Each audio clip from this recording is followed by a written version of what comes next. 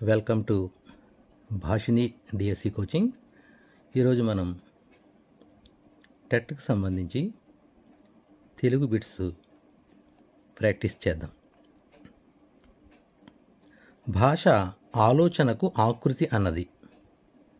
Correct answer మూడవది Johnson. వచనంకు మూలధాతువు. Correct answer 2 వచ్. ముఖభంగిమల్లో మార్పులతో కరచరణాల ద్వారా అభినయించేదాన్ని ఏమంటారు? Correct answer అంగికాభినయం. తిక్కనకు గల బిరుదు ఆదికవి. ఇందులో గల దోషం. మూడవది భావదోషం. నేను రేపు ఢిల్లీ వెళితిని. ఇందుగల దోషం. నాలుగవది భాషా దోషం. క్రింది వాటిలో అనునాసిక ఉచ్చారణ దోషం. కరెక్ట్ ఆన్సర్ మూడవది అన్న అన్న.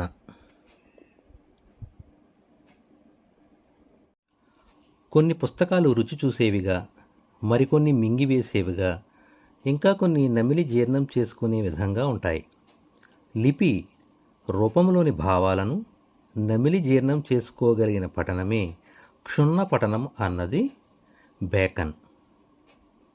శ్రవణగోచరాలైన భాషాధ్వనులను అక్షిగోచరాలుగా లిపి రూపంలో రాయడాన్ని ఏమంటారు? లేఖనం. రాత నేర్పడం అనేది చాలా కష్టమైన చర్య అన్నది రైబర్న్.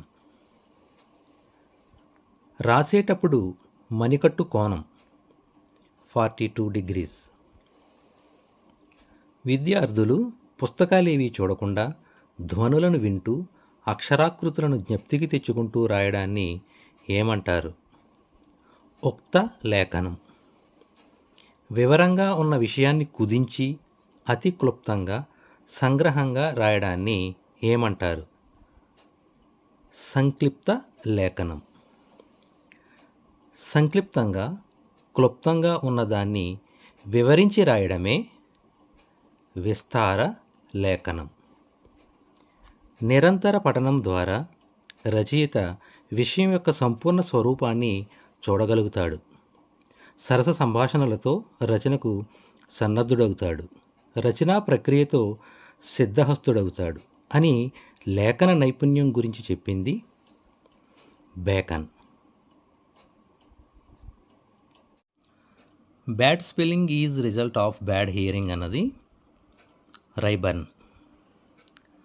శిశుగేయాలకు మరి ఒక పేరు బాలగేయాలు.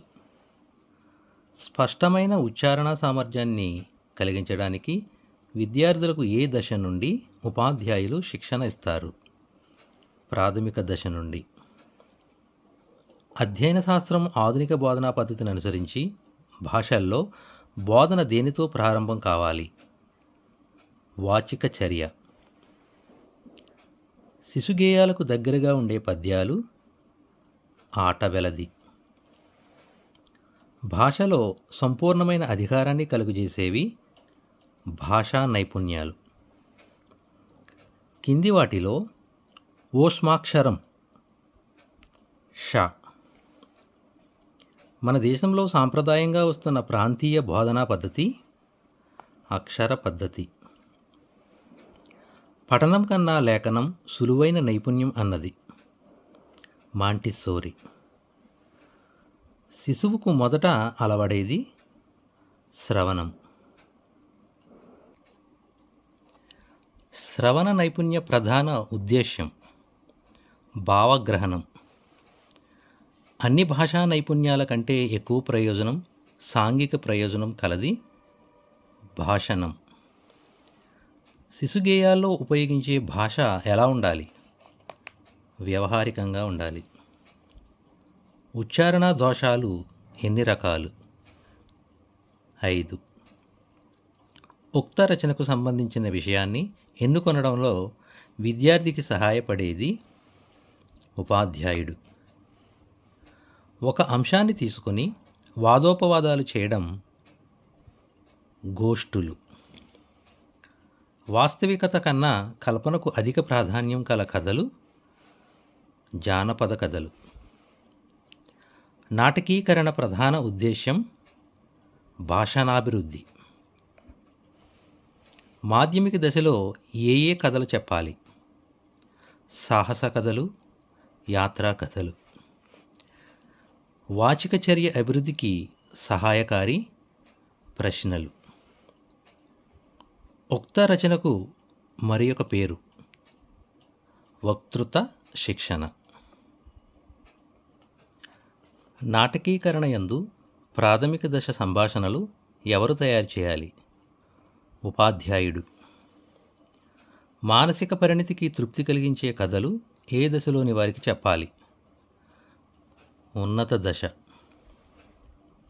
ఉపాధ్యాయుడు మొదటి పంక్తిలో అందంగా రాసివ్వగా విద్యార్థి ఆ రాతను ఆదర్శంగా చేసుకుని దాన్ని చూస్తూ క్రింది పంక్తుల్లో రాయడాన్ని ఏమంటారు? కాపీ రైటింగ్, ఒరవడి, మేలుబంతి రచన. ఒక అంశంలోని భాషా విశేషాలు, భావ విశేషాలు అన్నీ సమగ్రంగా తెలుసుకుంటూ చదవడాన్ని ఏమంటారు? క్షుణ్ణ పఠనం. లలిత అన్నమును వన్నం అని అంటుంది. ఇందు దోషం. అచ్చుకు హల్లు పలకడం.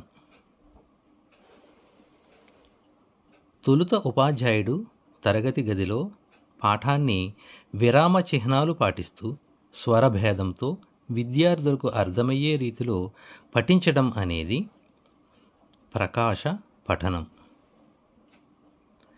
వాగేంద్రియాలను కదిలించకుండా చూపులను పఠనాంశం మీద నడిపిస్తూ విషయ సంగ్రహణ చేస్తూ మనసులో చదవడాన్ని ఏమంటారు? మౌన పఠనం. లేఖనం అనే పదముకు మూలం లింపతి.